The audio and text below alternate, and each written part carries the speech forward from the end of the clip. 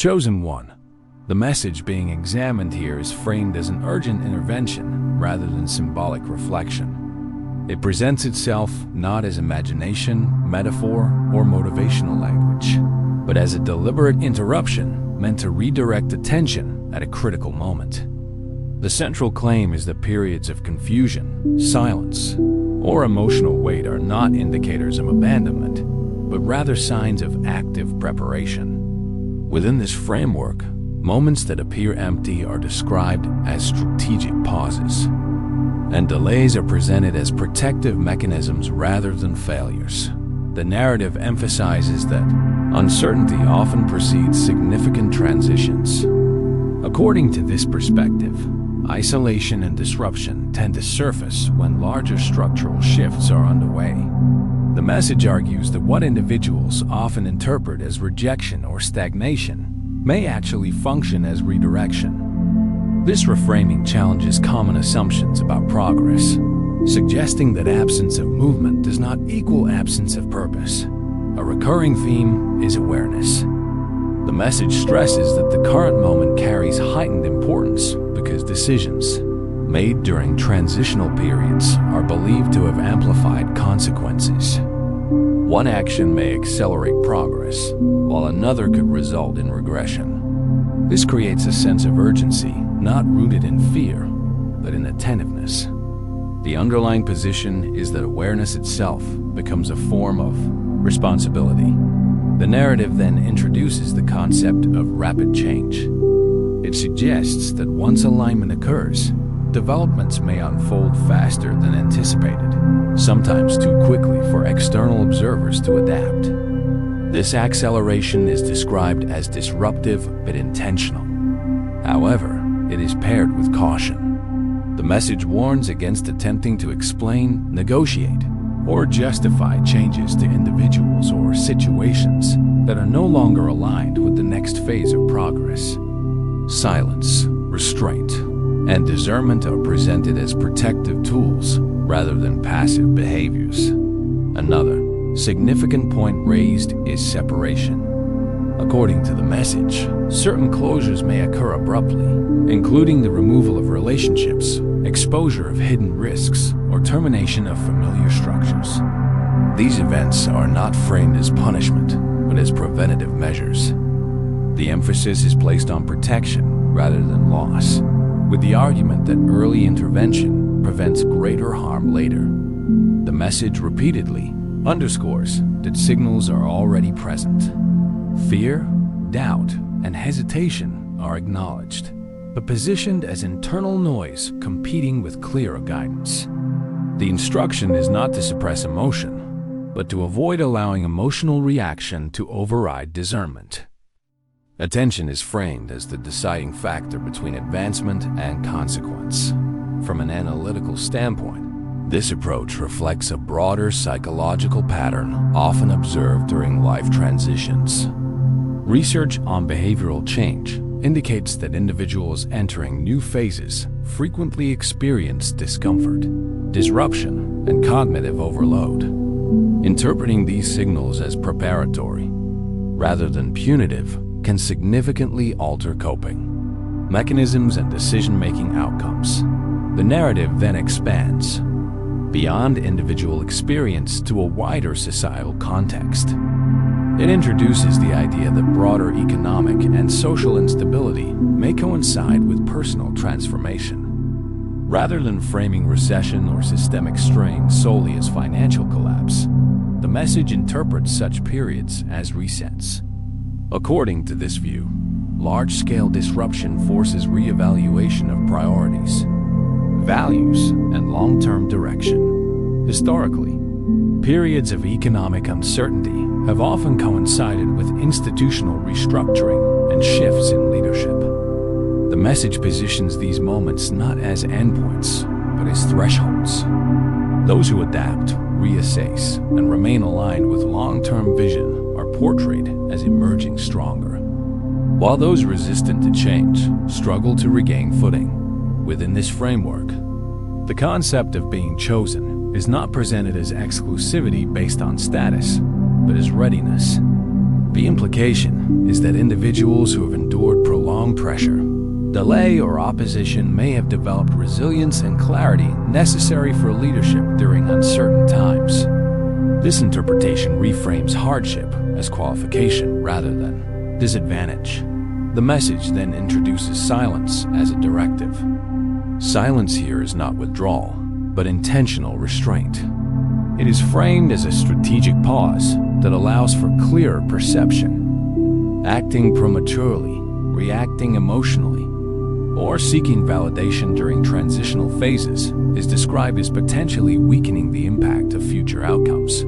From a communication perspective, silence during periods of negotiation, uncertainty, or preparation often preserves leverage and clarity. Studies in decision-making suggest that restraint allows individuals to assess variables more accurately and avoid impulsive commitments that conflict with long-term objectives. The narrative continues by asserting that upcoming developments may be overwhelming in scale. The language suggests that outcomes may exceed prior expectations, leaving little room for gradual adjustment. This reinforces the emphasis on preparation over prediction. The message argues that readiness matters more than foresight, because not all changes announce themselves in advance. It also stresses that alignment must be internal before it becomes external. Mental discipline, emotional regulation, and clarity of intent are presented as prerequisites for handling rapid change. Without these, even positive developments can feel destabilizing. Another key argument centers on leadership.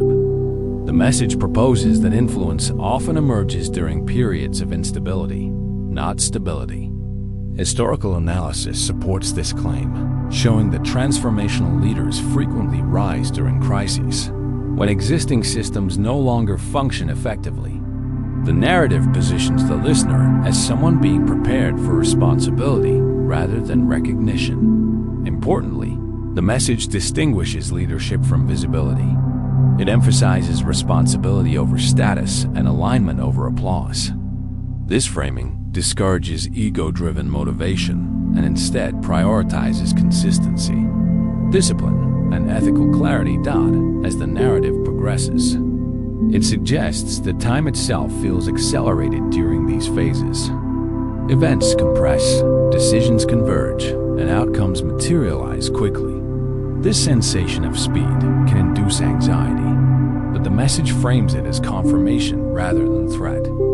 Acceleration is portrayed as evidence of readiness. The narrative encourages acceptance rather than resistance. Fear is acknowledged as natural, but not authoritative. According to the message, resisting change prolongs discomfort, while acceptance allows for smoother transition. This aligns with psychological models of adaptation, which indicate that resistance increases stress, whereas acceptance supports cognitive flexibility. The final section of Part 1 introduces the idea that limitations are being actively dismantled. These limitations are described as both internal, such as belief systems and self-imposed constraints, and external, such as circumstances or relationships that restrict growth. The removal process may feel sudden or disorienting, but it is portrayed as deliberate. The message suggests that what once appeared unreachable may suddenly become accessible. Doors previously closed may open without warning. This unpredictability reinforces the earlier emphasis on readiness rather than control.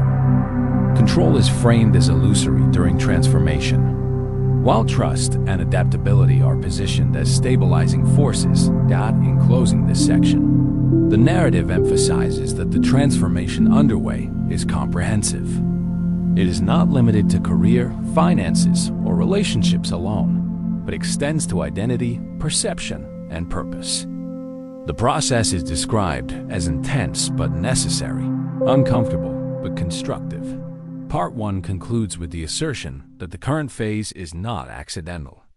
Every disruption, delay, and recalibration serves a function within the larger framework of preparation. What appears chaotic on the surface is presented as structured beneath.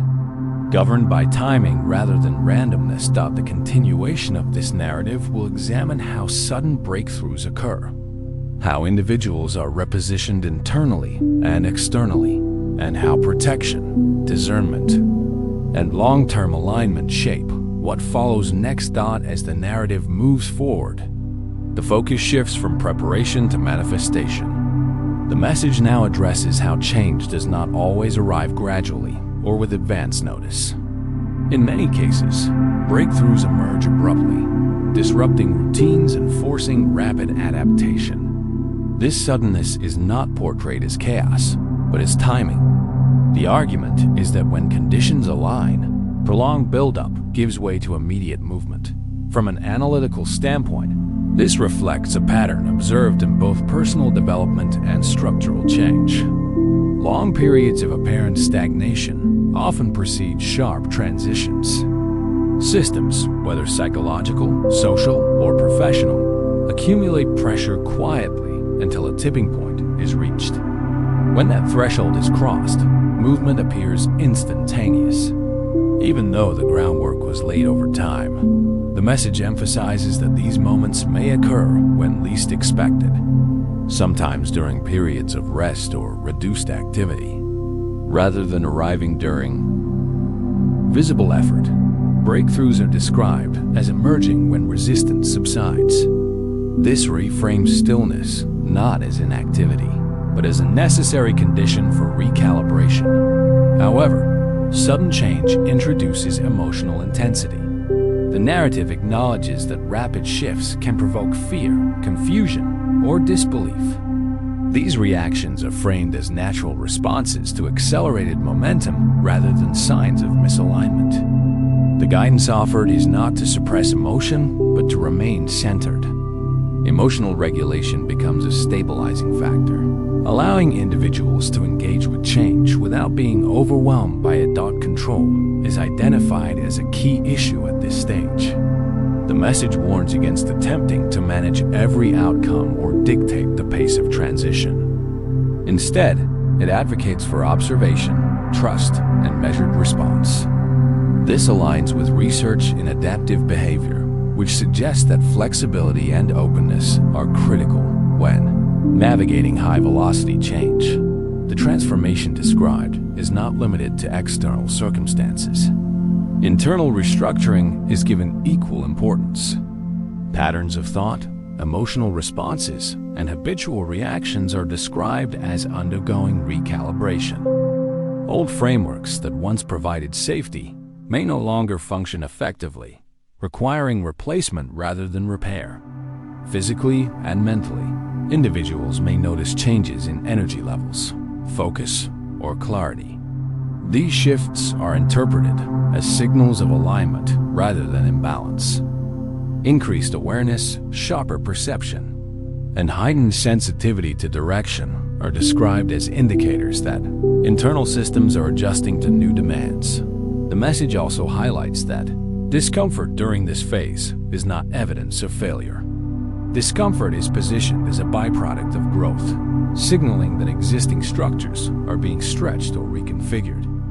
Avoiding discomfort entirely would imply stagnation rather than progress. As the narrative continues, it introduces the concept of repositioning. This repositioning is both relational and situational. Certain connections may dissolve while new associations form. Opportunities may appear unexpectedly, and familiar paths may close without negotiation. These shifts are framed as structural adjustments designed to support long-term alignment rather than short-term comfort. Importantly, the message stresses that these changes are not random. Each removal or introduction serves a functional role. While emotional attachment may complicate perception, the underlying argument is that misaligned elements eventually create friction that hinders progress.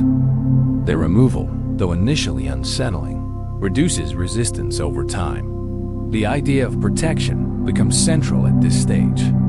Protection is not described as avoidance of difficulty, but as insulation from unnecessary damage. Challenges remain present, but their impact is moderated. The message suggests that timing, positioning, and awareness act as buffers against outcomes that might otherwise derail momentum. This reframing challenges the assumption that protection equates to ease.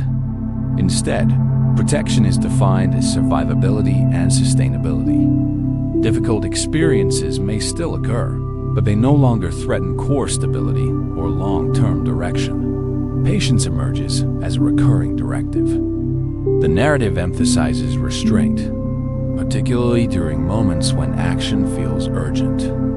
Waiting is presented not as passivity, but as strategic alignment. Premature action risks misalignment, while well-timed movement multiplies effectiveness. Historical and behavioral analysis supports this view. In high-stakes environments, decisions made under pressure without sufficient information often lead to long-term setbacks. Conversely, disciplined waiting allows variables to clarify, reducing error and increasing precision. The message then addresses closure. Doors that once provided familiarity but no longer support growth are described as being definitively closed. This closure is framed as necessary rather than punitive. Holding on to outdated structures is portrayed as a primary source of delay. The metaphor of shedding is used to illustrate this process. Just as biological systems renew themselves through cycles of release and regeneration, personal and professional systems require periodic elimination of what no longer serves function. Resistance to closure prolongs inefficiency. Another significant theme introduced is generational disruption. The message suggests that certain patterns, such as cycles of limitation or instability, may persist across time unless actively interrupted. The current phase is framed as an opportunity to break these cycles through awareness, discipline, and alignment. This concept aligns with sociological research on intergenerational behavior, which shows that patterns of belief, stress response, and opportunity often repeat unless consciously addressed. The message positions the individual as an interruption point rather than a continuation of these patterns. The narrative asserts that unseen obstacles may have existed previously, including misaligned intentions or structural disadvantages. These obstacles are described as being neutralized before causing irreversible harm.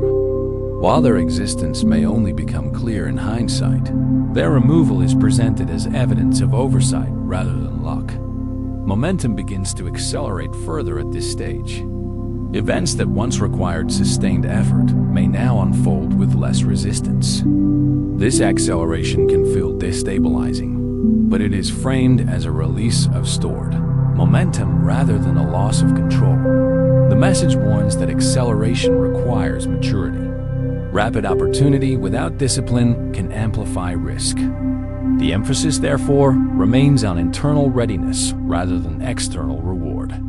Growth without structure is portrayed as unsustainable. The narrative then reframes past struggle. Instead of viewing hardship as misfortune, it is reinterpreted as evidence of capacity. The intensity of challenge is presented as proportional to the scale of potential impact. This reframing aligns with resilience theory, which suggests that stress exposure, when managed effectively, increases adaptive capacity. The message suggests that opposition often targets perceived threat, not insignificance. From this perspective, persistent adversity may indicate latent influence rather than vulnerability. This interpretation encourages re-evaluation of self-perception, shifting from victimhood to preparedness. As the narrative deepens, it introduces the idea of recognition occurring before visibility. Influence and positioning may be established internally or within unseen networks before becoming publicly observable.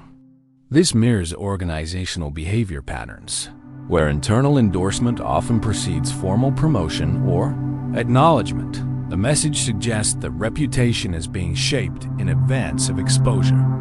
Conversations, evaluations, and decisions may already be occurring outside of immediate awareness. This reinforces the earlier emphasis on preparation rather than performance. Public validation is described as secondary to internal consistency. When alignment is established privately, recognition becomes a byproduct rather than a goal. This reduces dependency on approval and stabilizes motivation. The narrative also addresses vindication. Rather than seeking to correct misunderstandings or confront detractors, the message promotes outcome-based resolution. Progress itself becomes the response. This approach minimizes conflict and redirects energy toward constructive development. Isolation is revisited as a protective measure rather than a penalty. Periods of reduced social engagement are reframed as intentional separation, designed to minimize interference during critical preparation phases. Solitude becomes a tool for clarity rather than a sign of exclusion. During isolation, self-reliance strengthens. Dependence on external validation decreases, while internal metrics of progress gain importance. This shift supports autonomy and reduces vulnerability to external pressure as isolation gives way to reintroduction. The message suggests that re-entry occurs from a position of clarity rather than need. Relationships formed at this stage are described as more aligned, intentional, and mutually supportive. Discernment becomes increasingly emphasized. The ability to assess intention, consistency, and alignment in others is portrayed as a protective skill. This discernment is not framed as suspicion, but as informed evaluation. With heightened discernment, manipulation loses effectiveness. Transparency increases, and ambiguity decreases. This supports more efficient decision-making and reduces emotional expenditure. The narrative also suggests a restructuring of time perception. Past events are re-evaluated, and previously confusing experiences gain coherence. Delays are reinterpreted as redirection, and losses as realignment. This retrospective clarity reinforces trust in process. When patterns become visible, confidence in future navigation increases. Uncertainty no longer triggers panic, but assessment. Exposure is addressed as a protective mechanism rather than punishment. Information previously hidden comes to light, allowing for informed decisions. While exposure may be uncomfortable, it prevents future compromise. The message stresses that truth, once revealed, removes the burden of uncertainty. Clarity, even when inconvenient, is framed as liberating. As Part 2 approaches its conclusion, the narrative emphasizes reconstruction. The past is not erased, but integrated. Experiences once perceived as fragmented are reorganized into a coherent trajectory. This reconstruction supports identity stability. Rather than being defined by isolated events, the individual begins to recognize continuity and intention across experiences. The final emphasis of Part 2 is trust in authorship. The message frames life progression as structured rather than random, guided rather than chaotic. This does not remove responsibility, but contextualizes effort within a broader framework. Part 2 concludes by reinforcing that exposure. Separation, acceleration, and restructuring are not isolated events, but components of a coordinated transition. What follows will focus on consolidation, long-term positioning, and sustained alignment as the transformation moves toward completion. As the final phase begins, the emphasis shifts from movement to consolidation. What has been unfolding is no longer about rapid change or exposure, but about stabilization. After periods of acceleration and restructuring, systems require grounding. Without this stage, momentum becomes unsustainable. The narrative now focuses on how alignment is maintained, protected, and translated into long-term positioning. This phase is marked by a noticeable change in internal rhythm. Urgency diminishes, not because progress has slowed, but because direction has clarified. When clarity replaces uncertainty, decision-making becomes more efficient. Energy that was once consumed by questioning, defending, or anticipating Obstacles is now redirected toward execution and refinement. One of the defining characteristics of this stage is selectivity. Not every opportunity is pursued, and not every invitation is accepted. This restraint is not driven by fear, but by discernment. The ability to recognize what aligns versus what distracts becomes sharper. Time, attention, and resources are treated as strategic assets rather than expendable inputs. The narrative emphasizes that alignment is not a static achievement. It is a condition that requires ongoing calibration. External circumstances continue to shift, and internal priorities evolve. What remains consistent is the commitment to coherence between values, actions, and direction. When misalignment is detected, correction occurs early rather than after damage accumulates. Another key theme is visibility with boundaries. Unlike earlier phases where isolation served as protection, this stage allows for engagement without overexposure. Presence becomes intentional. Communication is measured. Influence expands, but without the loss of autonomy. This balance prevents burnout and preserves integrity. The message underscores that recognition may increase during this period, but validation is no longer the primary motivator. External acknowledgement is received neutrally, without attachment or dependency. This detachment protects focus and prevents distraction by expectation. Success is no longer something to prove. It becomes something to manage responsibly. Responsibility itself is reframed. Rather than being perceived as burden, it is presented as stewardship. Increased capacity brings increased obligation, not to overextend, but to operate with precision. Decisions now have broader impact, and that awareness informs restraint rather than hesitation. The narrative also addresses sustainability. Short-term gains achieved through intensity are contrasted with long-term outcomes achieved through consistency. The emphasis is on systems rather than spikes. Habits, structures, and routines are refined to support endurance. This approach reduces volatility and increases reliability. Relationships continue to evolve in this stage. Connections based on convenience or shared struggle naturally fade, while those rooted in mutual respect and aligned values strengthen. This transition is not portrayed as loss, but as filtration. Fewer connections, but higher quality engagement. Communication within these relationships becomes clearer and more direct. Assumptions are minimized. Boundaries are articulated rather than implied. This reduces friction and prevents misunderstandings from accumulating. Emotional energy is conserved through transparency. The message highlights the importance of rest as a strategic function. Rest is no longer reactive recovery from exhaustion, but proactive maintenance. Periods of disengagement are planned rather than forced. This allows for sustained clarity and prevents decision fatigue. Reflection also plays a central role. The narrative encourages periodic review, not to dwell on the past, but to assess trajectory. What is working is reinforced. What is no longer effective is adjusted. This ongoing evaluation prevents stagnation and supports adaptability. Another critical aspect of this phase is authorship. The individual is no longer reacting to circumstances, but actively shaping direction. This does not imply control over all outcomes, but responsibility for choices. Agency becomes fully integrated.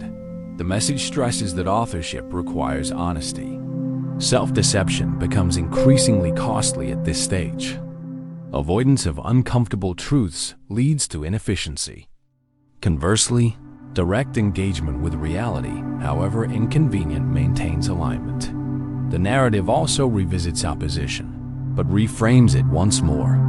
Resistance is no longer perceived as a threat, but as information. Friction highlights boundaries, exposes misalignment, and clarifies priorities. Instead of provoking reaction, opposition informs strategy.